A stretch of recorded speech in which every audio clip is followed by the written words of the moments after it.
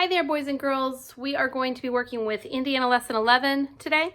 And before we get started, I just want to review the area of a parallelogram. Area of a parallelogram, I'm going to make a little parallelogram right here. That's going to be area is equal to base times height. Okay, so that's the area of a parallelogram. And then today we're actually going to be working with the area of a trapezoid. And it's the worst one. So just hold on to your hats. One of the things it says here, this is on the back of page IN 75. This is IN 76. It says you can combine two trapezoids to make a parallelogram. So if you were to take a trapezoid and sort of cut it in half, like along a 90-degree line, you could then turn it over just like we did in the last lesson where we turned a rectangle into a parallelogram. Well, you can actually do that same thing with turning a trapezoid into a parallelogram.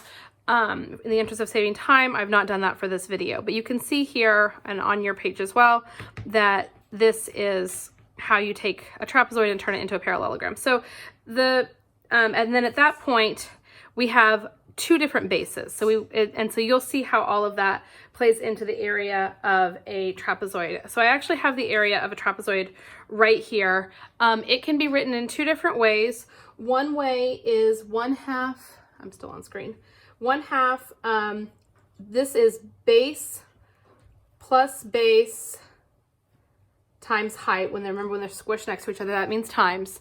I've also seen it written like this before, so if you ever see this, don't ever get shook up. It's just b, lowercase b, and then a little 1 plus b, a little 2 times height. These mean the same thing, it's just two different ways of writing the same thing. So we're going to try that with the first page of Indiana Lesson 11. And so we're just going to plug, it says, what is the area of this trapezoid? So we're just going to plug in our numbers. So obviously, base 1 is going to be the 8 and the 10. It doesn't matter which number you plug in where. And so I'm just going to write it down. I'm going to write down my formula because I think writing down the formula makes everything easier.